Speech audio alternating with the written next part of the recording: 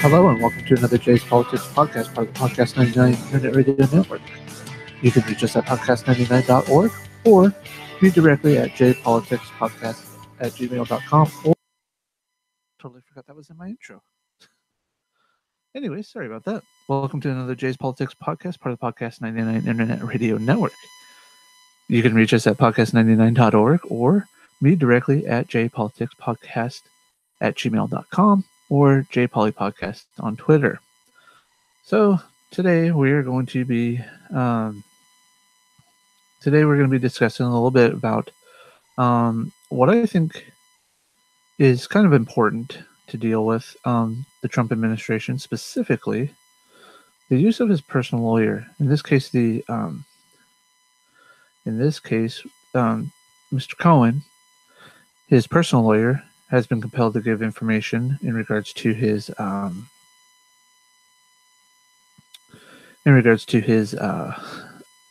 client Trump and everything.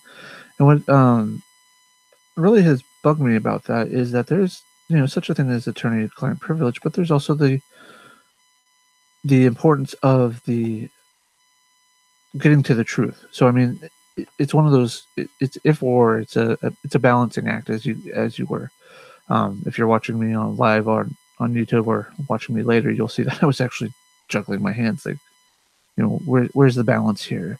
And this is just really a layman's perspective, at least from my opinion, because I'm not a lawyer, nor am I ever probably going to be one. However, it's one of those things that when I saw that earlier in the week, I thought about it and was rather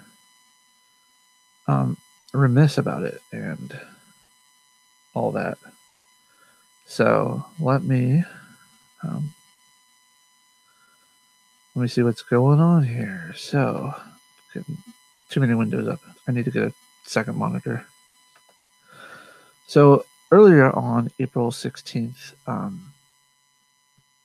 this week, there was no immediate ruling on the FBI raid of the Trump lawyer, specifically Mr. Cohen, his office. Why can I not think of his name? I want to say Steve Cohen, but I could be wrong.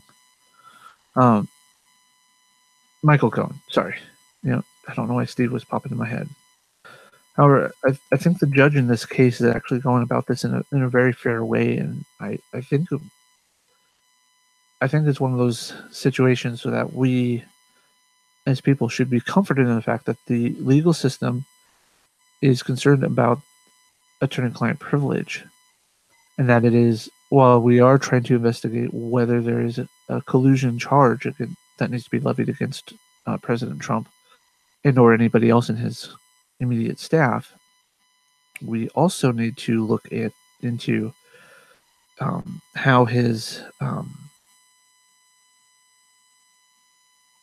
we also need to look into the balance and protection of other clients that may not have anything to do with this, and if there is any issues with that, maybe President Trump is not in cahoots with anybody and it happened all behind his back, that he's still protected from that. Now, the judge was asked by President Trump and his personal lawyer to stop criminal prosecutors from reviewing materials seized in a raid before they had a chance to review them for potential breach of attorney-client privilege. Now, these are all times local, i.e. in New York. At 5:20 p.m., the judge considered how to handle the records seized in an FBI raid on President Donald Trump's personal attorney, wrapping up a hearing into the matter Monday without making a final decision. U.S. District Judge Kimball Wood said she trusts prosecutors to review the materials, but may allow a neutral third party to weigh in as well. Now, I'm of the utmost opinion that most lawyers are the best people, not so much in the world, but they understand the law, and they're not out there to cheat people. They're not out there to scam people. However, at the same time, though, we as a society, we have a distrust of them. The ambulance chaser type lawyers and all that have come around. I don't I don't think that that's the case with the lawyers that are going to be discussed here, but at the same time, we have to watch that bias, when we're talking about this, because many people are going to see this as the justice system trying to defend the president and give him a legal way out. Lawyers for Trump attorney Michael Cohen have asked for the appointment of a so-called special master to review the material and make sure nothing protected by attorney-client privilege winds up in the hands of the investigators. Wood said she would consider this idea. As the first step, she told prosecutors to put all the seized documents into a searchable database and share it with Cohen's lawyers. The hearing followed a raid last week on Cohen's home and office. The search sought information on a variety of matters, including a $130,000 payment made to the porn star Stormy Daniels, who alleges she had sex with Trump in 2006. This article is going in reverse chronological, so newest to oldest. 4 p.m. Fox News host Sean Hannity says it's no big deal that he consulted with Donald Trump's personal lawyer about his own legal affairs. His regular broadcast Monday, Hannity says he has had brief discussions with Michael Cohen about legal questions where I wanted his input and perspective. But he says he has never detained Cohen in any traditional sense, never paid him, and never got a bill for a legal fee. It's interesting that he would word it that way, that Donald Trump's attorney, Michael Cohen, has never sent him a bill and he's never paid him for services, yet he's asked legal questions. Now, I'm sure there are lawyers out there all the time that get asked legal questions, and I did the air quotes there, legal questions, about questions that they feel are minute enough that it's not going to matter too much, that they don't feel like they have to charge a fee. Now, I'm sure there are also cases where they've gotten burned by that, where somebody who's not given a lawyer a full amount of information so they can give an accurate assessment, and they just kind of went with just the basic assumption that this person is just starting out in trouble or whatever, that type of thing. But it's just one of those things. We have to assume that Hannity is being honest, and I am, that he's only ever asked questions about where he where he'd need an input or the advice, perspective, whatever, of an attorney. It may be a matter for the show, like he's covering a specific topic and he wanted an attorney's opinion on it. That's fine. I have no problem with anybody doing that, and I don't think there should be any problem with that. Going back to the article, Cohen's lawyers are required by a federal judge in New York to disclose the names of his clients Monday as part of an argument over attorney-client privilege and how it applies to the records seized from Cohen last week by the FBI. Prosecutors said that they are investigating Cohen's personal business dealings. The search sought information on a variety of matters, including, again, going back to the Stormy Daniels. All right. 3:05 p.m.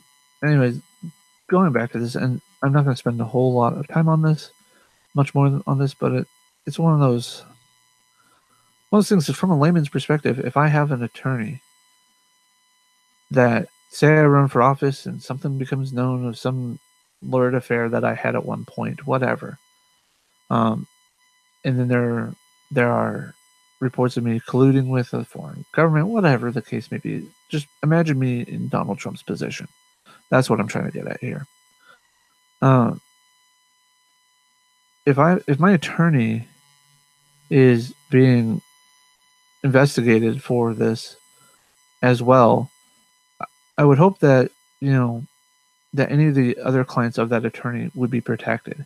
It's not just it's one thing to go after the attorney for personal business dealings, but at the same time, if they're doing it in conjunction with the Mueller investigation, they do need to be pretty specific. They can't be like, let's dig up the dirt on Sean Hannity, or let's dig up the dirt on Rush Limbaugh if he were a client, etc. That's not the point. Or that's the point, is, they're not supposed to be looking into that part of it, unless the investigation leads them that way. Now, I'm not speculating that Hannity or Rush or anybody else is doing anything like that, but anything illegal or like that. But that's the thing. We don't know, and neither do the investigators. But at the same time, I think that the judge and the biggest part about this article that I was reading, uh, is that the judge is willing to um, potentially allow a third party of lawyers to come in and actually investigate this. I really kind of hope that I really hope that they do, because it's one of those, um, it's just one of those things that it's like, come on now, we really need to focus on running our country. We need to focus on all that stuff and not be in the midst of all this brouhaha. All right, so I'm not seeing anything newer than this article, other than oh, that's not really what I'm looking for, but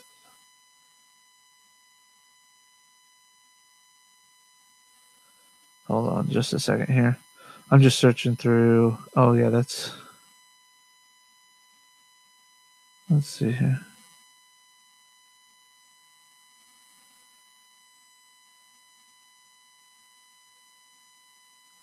Okay, that's actually older than the article I was just reading. So, all right, so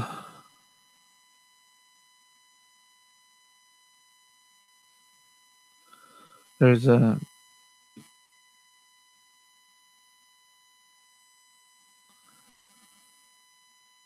oh, this is a different article too. Federal judge delays ruling on the Stormy Daniels lawsuit against Trump and his personal lawyer. A federal judge has postponed a ruling on the request by President Donald Trump and his personal lawyer, Michael Cohen, who is now the subject of a federal investigation for 90 days, for a 90-day delay of the lawsuit filed against them by porn star Stormy Daniels. The U.S. District Court Judge S. James Otero took the request under submission on Friday, saying that the FBI's recent raids on the Cohen's New York office, home, and hotel room suggest that he may be facing a criminal indictment. It is substantially likely there is going to be criminal actions to follow, Otero said, given that the warrant was approved by a federal judge. Otero said, given that the warrant was approved by a federal judge. Cohen's lawyers were clearly correct to advise him of his rights to avoid self-incrimination, he added. The judge said he would look potentially at severing a defamation complaint by Daniels against Cohen, a move that would allow him to hear a motion by Cohen's lawyers to dismiss the part of the lawsuit. Otero gave Cohen until Wednesday. Okay, sorry.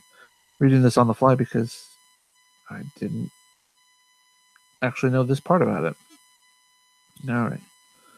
Otero gave him until Wednesday to file a declaration stating whether he plans to assert his Fifth Amendment right. In the Daniels case, a final decision will follow. The lawyers for the president and Cohen argue the raids on Cohen's home and offices are a part of a criminal investigation that overlaps the Daniels suit, which seeks to void a contract that bars her from talking publicly about what she says was a 2006 sexual encounter with Trump. Federal authorities have not publicly revealed the focus of their investigation. If the lawsuit in the Los Angeles federal court proceeds without delay, Cohen would be forced to choose between defending himself in a deposition testimony or exercising his Fifth Amendment rights, his attorney argued. Daniel's attorney, Michael Aventi, sorry, I'm butchering it, however, called for the suit to move forward without delay, arguing that the court papers that Cohen can invoke his right against self-incrimination. He wrote that neither Cohen nor the president offered any proof that the raids were connected to Daniels' contract. Daniels has said that she had sex with Trump after they met at Lake Tahoe Golf Course in 2006, shortly after Melania gave birth to their son, Barron. Yeah.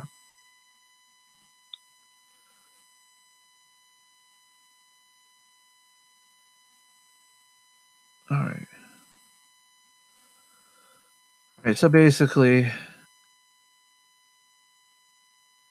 the judge is allowing um, Cohen basically a chance to defend himself or use his Fifth Amendment rights, etc., against the Stormy Daniels part of the case, as well as the fact that he could also be facing criminal charges. So let's go from there. Again, this is just a big old ball of who knows what, in here, because with with the ongoing case again from Mueller and against the potential collusion of the Trump campaign with Russians, we also have the Stormy Daniels suit trying to be able to discuss it, but she has apparently a contract preventing her. What's the word I'm looking for here? All right. Um, Trying to think of what I'm trying to say here. Uh,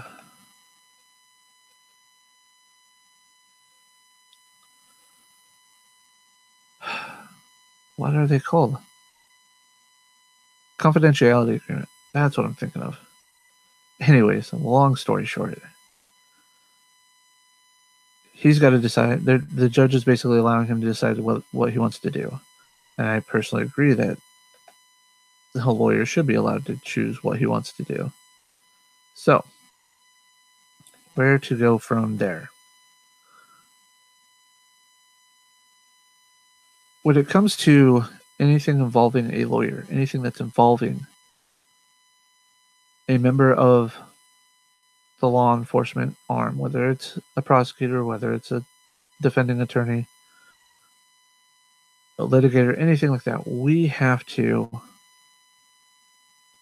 give them an honest chance to do what is right. Some of those things we may not agree with. Some of the things that they may have done, may do, we may not agree with. That being said, we also don't want to take it at face value either. We don't want to we don't want to just blindly trust. That's what we have to do. Um, just trying to think how I want to do this. All right. Anyways,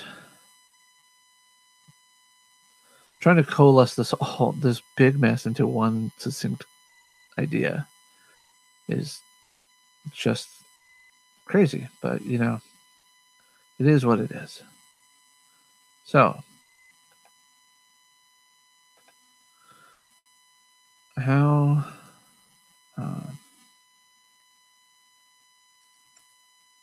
sorry, chatting. All right. So, how are we going to be doing this? How do I want to express this? Michael Cohen, regardless of what you think of him, regardless of what you think of his clients, Donald Trump, Sean Hannity, any others that come out as part of these records, deserves his right to present his case in any lawsuit against him. And we owe that to them. There's a reason why our society is supposedly founded on the presumed innocent until proven guilty. It's like being told, as a white cis male, that I am wrong all the time on any political issue, any other social issue by people online. Now, I'm not saying anybody's done that to me. I'm just saying, like, in general, that there that if you were a cis white male and you were told that you're guilty just because of how you were born, that's how a lot of people like to look at the criminal system. They vilify people in a court of public opinion. But as soon as the court system does its job, whether you think it's good or bad, we all just assume the worst of the person. And we need to figure out how to do that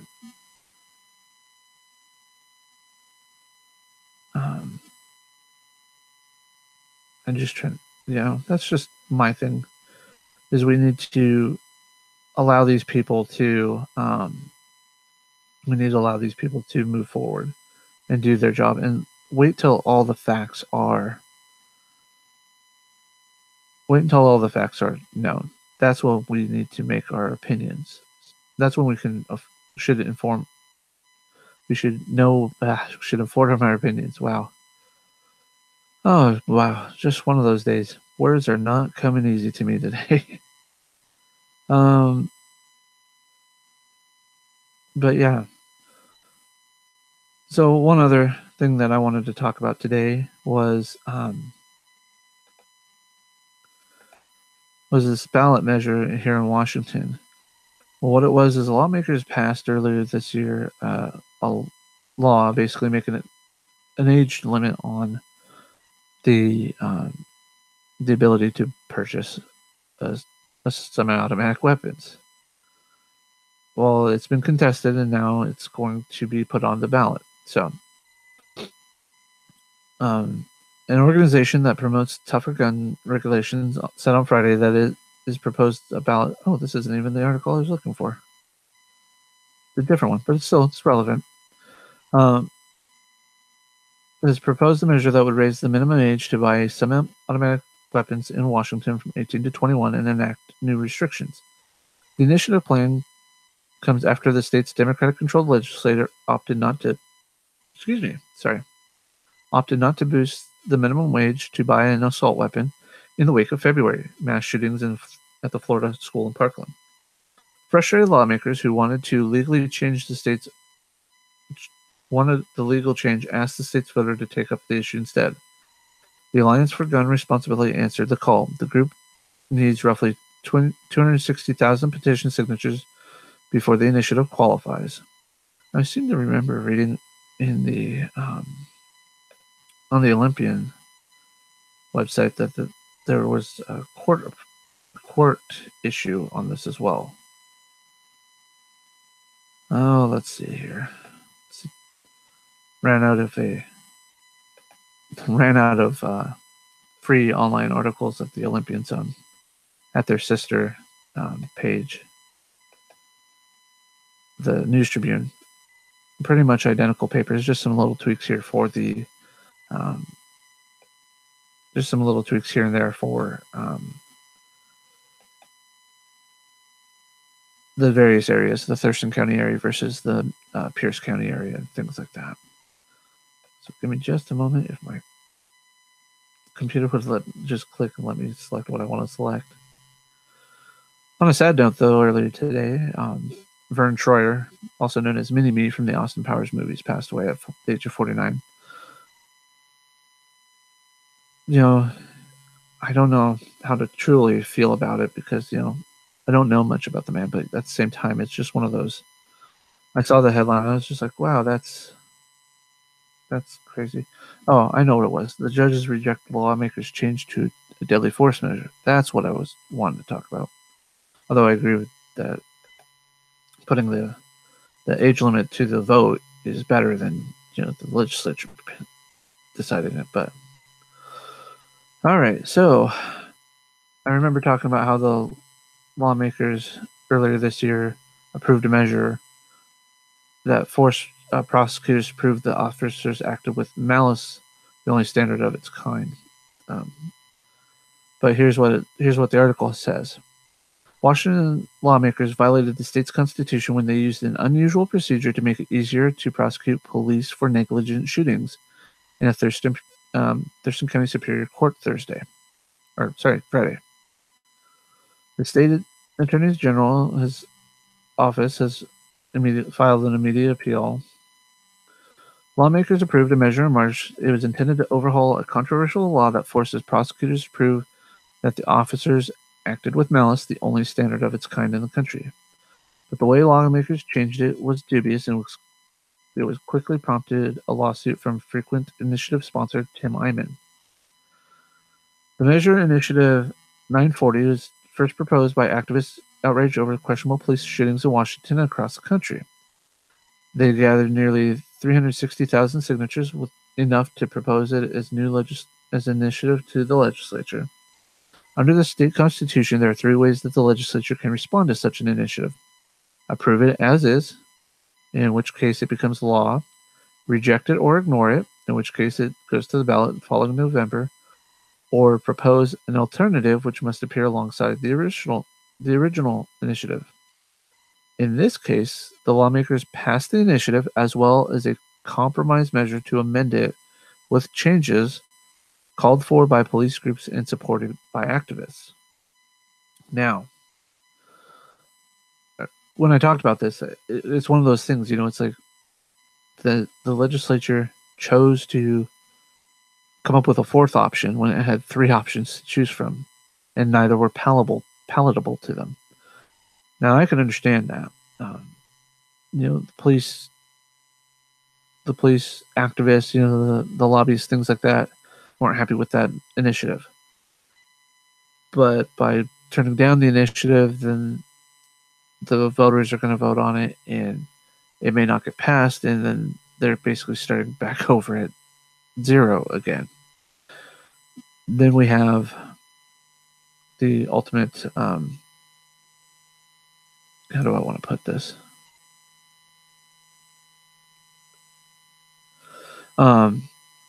But then, we have this other initiative. Then we have them changing the initiative.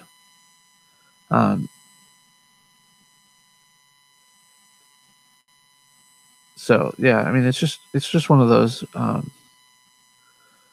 It's just one of those things because they proposed an alternative, but they didn't want to leave it up to the voters. So the maneuver wasn't allowed under the Constitution. Judge Christy Shaler ruled. The Seattle Times report that she ordered the Secretary of State's office to put the original initiative on the November ballots. The ruling is hugely important for the initiative process, T.W.I.U.S.P said. She told the legislature that it was an initiative, that when an initiative qualifies, you have to consider it. You cannot change it and block the people from voting on it. The compromise on I-94 was designed to keep it off the ballot, thus avoiding a costly and potentially divisive campaign. The activists with De-Escalate Washington, who proposed the initiative, agreed to make some changes to win support of law enforcement groups, who said they wanted to ensure the measure protects the police who make honest mistakes. Now, going with that paragraph right there, I totally understand why the activists who did initially come up with the initiative were willing to change it. Because again, there are police officers who do make mistakes. We're all human. And no matter how much training you receive in anything you do, you're bound to make a mistake or two. And yes, the police, when it comes to police, their mistakes can have much more devastating consequences, just like those in the military, just like anybody else that deals with the use of deadly force. I mean, that's just understandable. However, I don't necessarily agree that this maneuver has violated the Constitution of the state of Washington entirely. My point about this is, here we have an initiative that was passed as is. Then they made a compromise amendment to it. Now, this is my understanding of how things went, is that they passed the ballot, or they passed the initiative, and then passed an amendment to it. I don't see anything that says they couldn't do that. Doesn't mean that it was right. I understand that. And I can see why people would feel that it violates the Constitution. But at the same time, I don't see that it necessarily did do that. So, moving on. Leslie Cushman, communications chairwoman for De-Escalate Washington, said the organization was disappointed with the ruling, but that it would work hard to pass I-94 at the ballot box. Then she said activists will resume cooperating with police groups to make the changes they sought. That means securing 2/3 supermajority in the legislature to amend an initiative within 2 years of passage. We know it's going to pass. Our polling's been tremendous.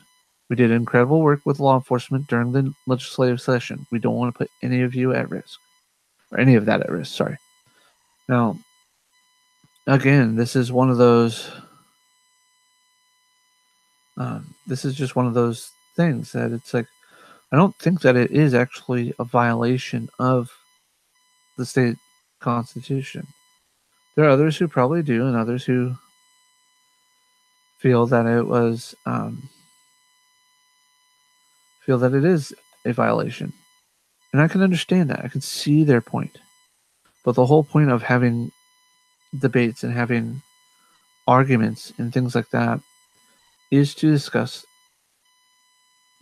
the reasons, to discuss everything. So, for example, if I tell you the sky is blue, but you tell me it's more of I wouldn't understand exactly how a colorblind person would not see blue, but say it's green or something. I don't know what color it would be. And we're discussing it back and forth, and then I'm told that you are colorblind. I'm willing to. That means that I should be willing at that point to take that change and like, okay, I understand now. Let's move forward, and we can figure out something else.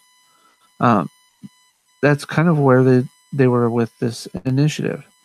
They were discussing this initiative, and then the police advocate groups were telling us that, hey, this isn't exactly fair to the police officers, especially those that do make honest mistakes because they are out there.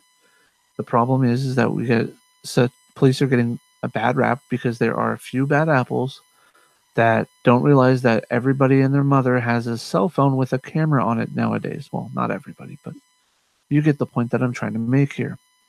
Is that with the 24-hour news cycle going down to basically the 60-second news cycle, however quickly Twitter, Tumblr, Instagram, YouTube, etc. upload speeds are based upon the cell network and what the issue is. There's more scrutiny now than ever on anybody in a government capacity, from the lowly janitors at congressional buildings to police officers to senators, etc. We have to understand, they have to understand that they're being watched at all times. That is why we got the body cam programs put into place all over the country. But conspiracy theorists will tell you that they're being turned off, etc., etc., etc. So it's just one of those weird things that we're demanding something. How do I want to put it? We're demanding something to our police officers to do something that we're not willing to understand that they are human, they make mistakes. I mean, if you want absolute black and white, no gray area laws and interpretation of that, go watch Judge Dredd, the Sylvester Stallone movie, or the reboot. You're going to see that that's not exactly how we need the law to work, We also have to understand a lot of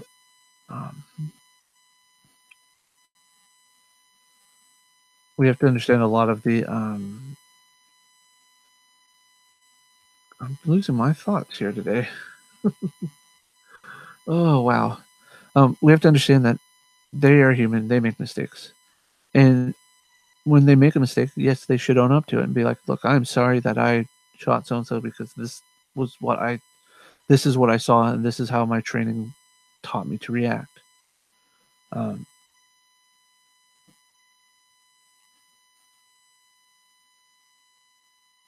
It's one of those,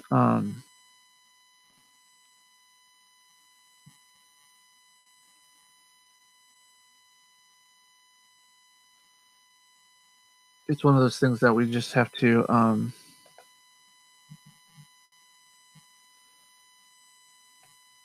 it's just one of those, I'm just losing my train of thought here. All right, start over here, Jay. Just have one of those days.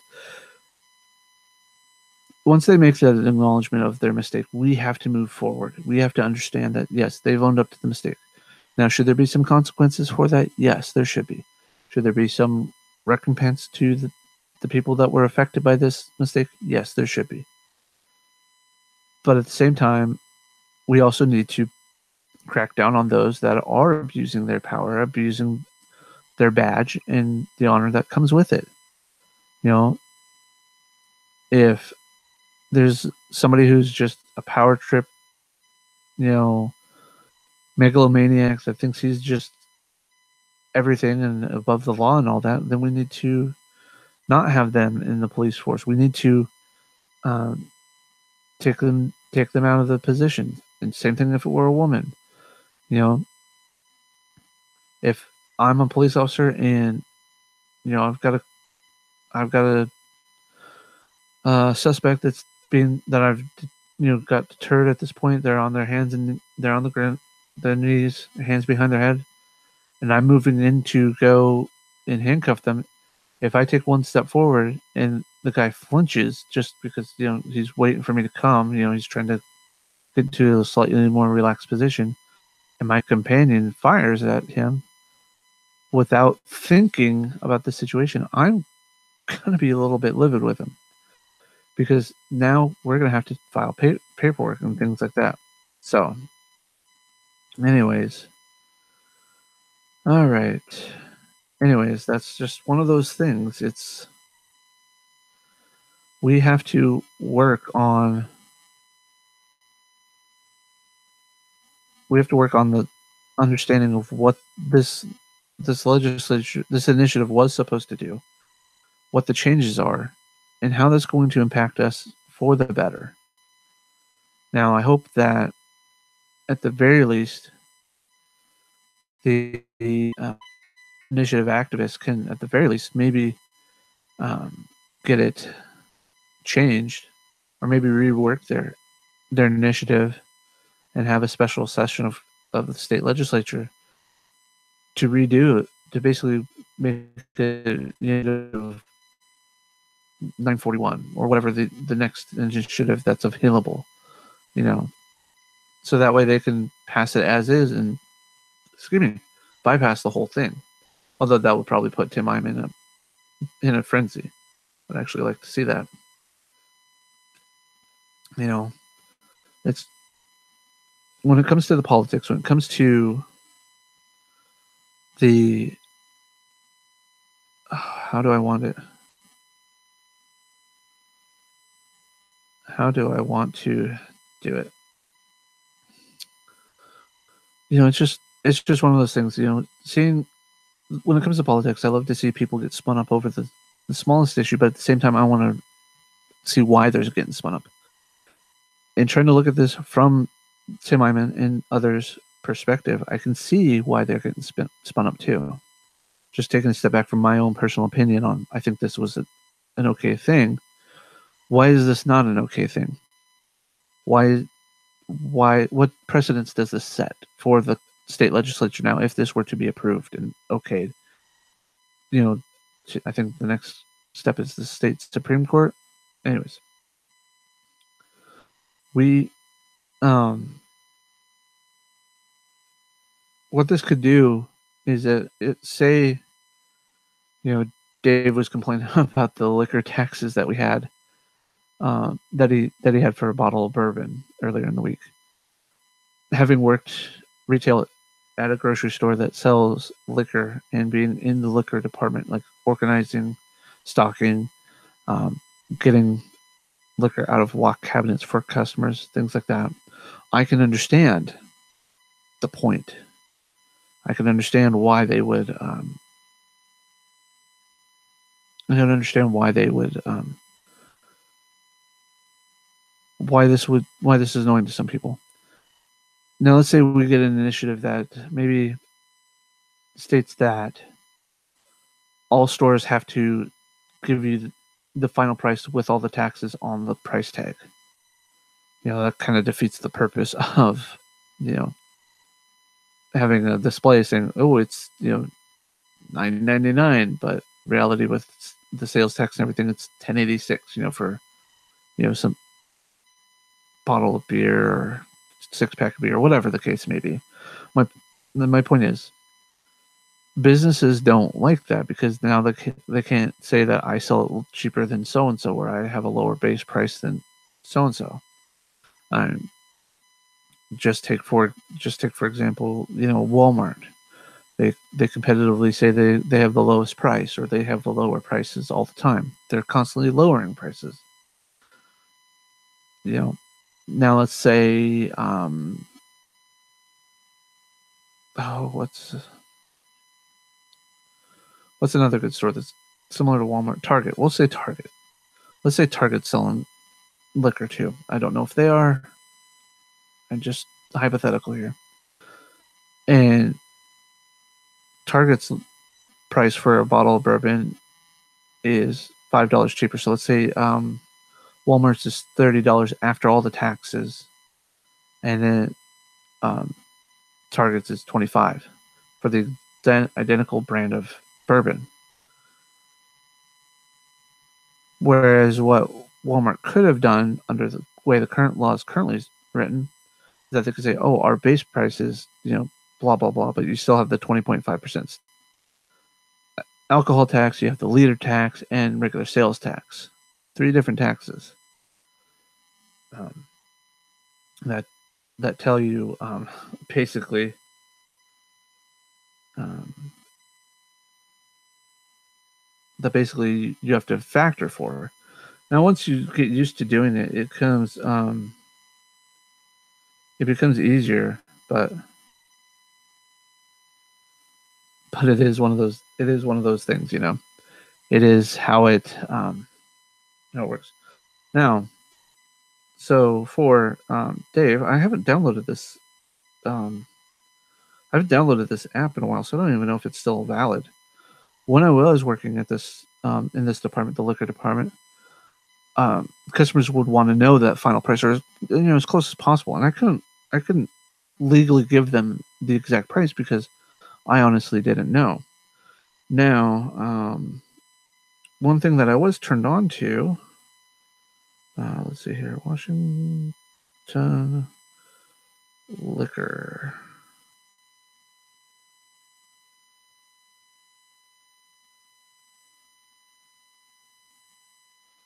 There was a Washington State alcohol tax app, or Washington State liquor calculator, by Kicking Lettuce Studios on, at least on the Android devices. Yeah, Dave, I see that here. Paperwork always makes cops livid. Yeah, it does.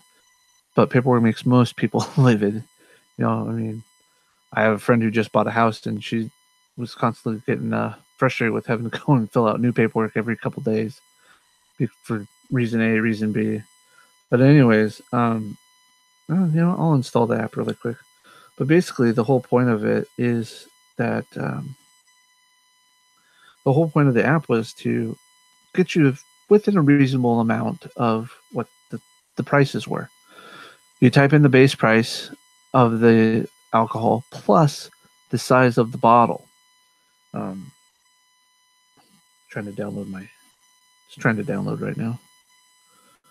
All right. Anyways, come on, you stupid thing. Open it up here. Okay, so the initial screen here, and I don't know if it's going to show up here. Probably not. Oh, there it goes. You see the sizes of the bottle. Now, most of the time at my store, we dealt with the 750 milliliter and the 1.5 liter. So I'll go with 750 milliliter. Now, let's say the cost is 25.99. So 25.99, and it's telling me that this bottle costs $34.15. The liter tax is $2.83, and the state 20.5% sales tax is 5.33, and that's going to be fairly close. That's going to be within about $1 or so, roughly, because there still is the regular state sales tax too that's still factored into that as well.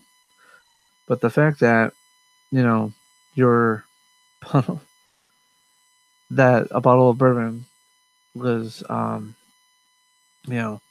listed base price at $25, and now you're shooting upwards of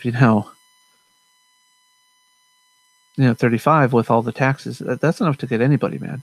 And that's where tangented off here, coming back now.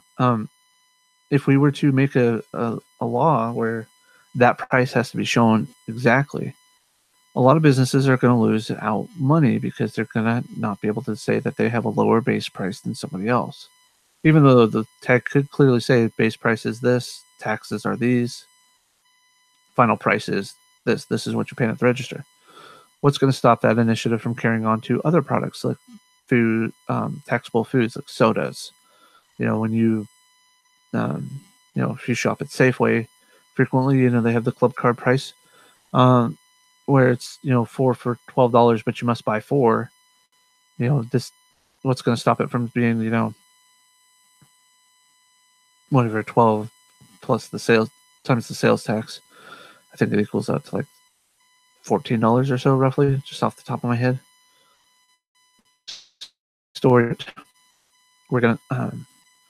Well, long story short, initiatives are for the people, not for the government to loophole. The initiatives, if we put an initiative that said that they have to show the final price, we need to show then that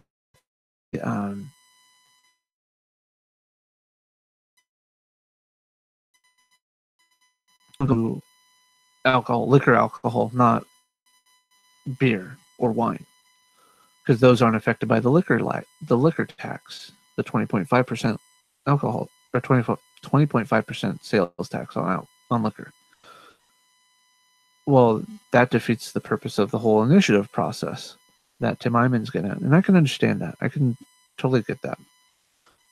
It could also be they could also change it to where it includes everything, because maybe they were specifically only talking about the liquor tax as part of the original initiative, and then they said, well, if we're going to do it for this, eventually they're going to change it. They're going to want to change it to this, so let's just make the change to it now while we're here. So it is a slippery slope. It is one of those things where we have to move forward and figure out when are we going to potentially allow it, and if not allow it, then maybe make the Constitution a little bit more clear on that. Like I said, with initiatives in this state, I'm a little hesitant to say that there has to be a specific way to do them. I'm a little hesitant to say that there has to be there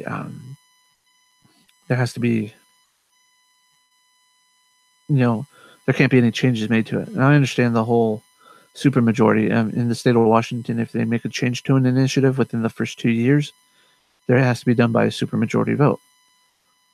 I think that's okay. Now, I think in this situation, I think they had that. Going back and thinking about it, if the original initiative, I think a way we could compromise this going forward, maybe making a change to the state constitution, is if the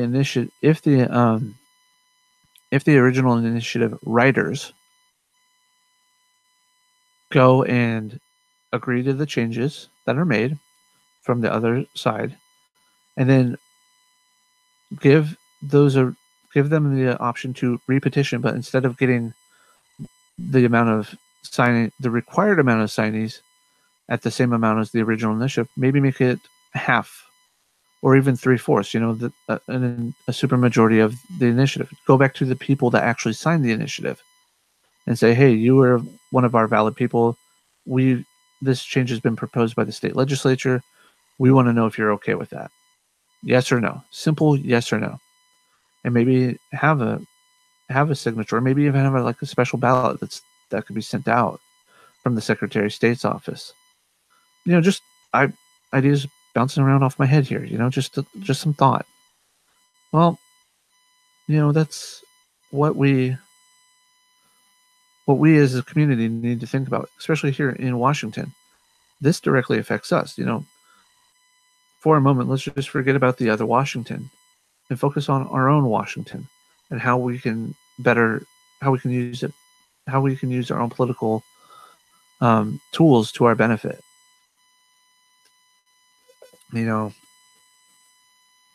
your initiative, your time spent writing initiatives, whether it be from lobbyist groups such as De-Escalate Washington, or whether it be from groups that controlled like by Tim Eyman, where he has several companies that do initiatives for him, whether it be referendums, where the state passes a law and we want to change it as voters. The whole point is we need to, and I know I harp on this every week, we have to move forward our own political ideas. Now, granted, in many of our areas, we are divided. We have the far right, we have the far left. And that's not just on a national level, that's here at the state level as well. We have to figure out the balance of our representatives in the state legislature and how to get things passed. That it shouldn't take court orders to have the state run the way it needs to, such as with the McCleary School District ruling, and the fact that they're just now getting that done. And we shouldn't have our how do I want to put this? We shouldn't have our tools taken away from us by the state in the case of the way that Tim Eyman's presenting this. For as much as I dislike Tim Eyman and his policies, his politics and his policies, I also understand his reasoning behind this as well. Because again, you come down to the fundamental ideas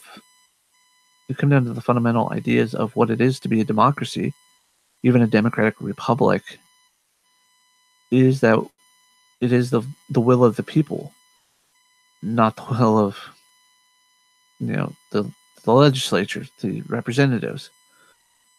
So let's just move forward as a group.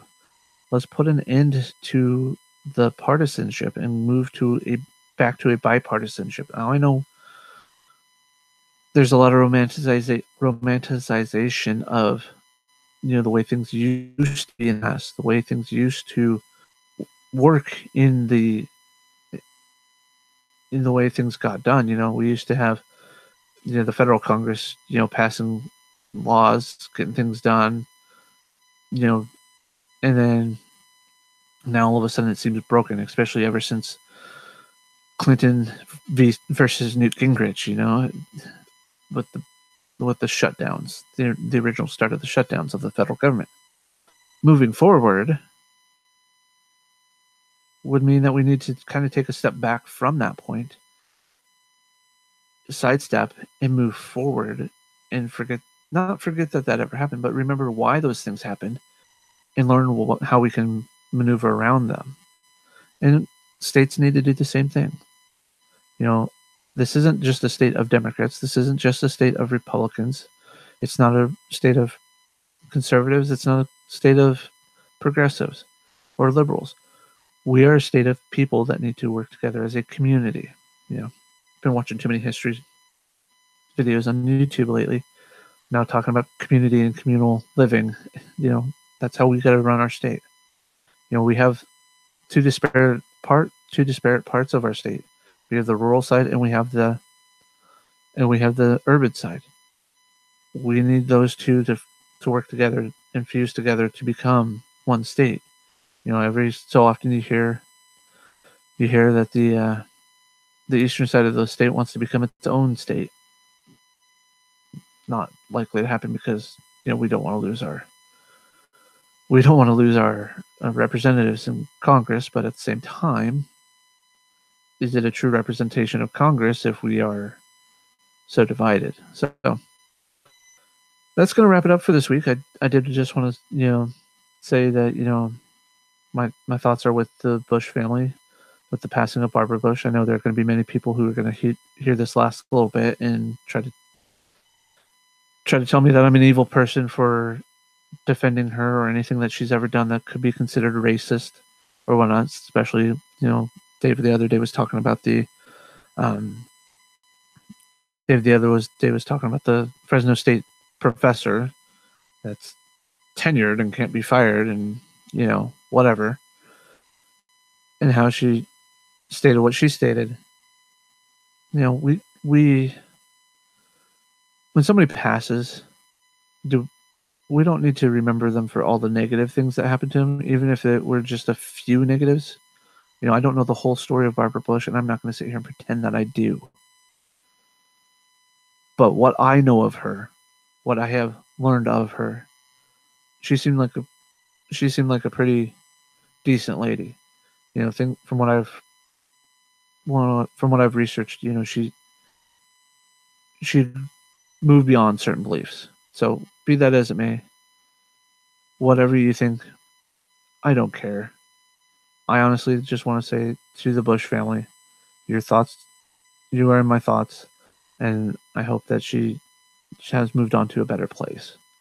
Whether you believe in an afterlife or not, whether you believe in heaven or hell, I just pray that she's in a better place for your peace of mind, and that if spirits do exist, ghosts do exist, that she'll come down and let you guys know that she's okay. I just want to say thank you again. This has been another Jay's Politics podcast, part of the Podcast 99 Internet Radio Network. And again, I'm live on the Internet Radio. So come check us out at podcast99.org, as well as check me out.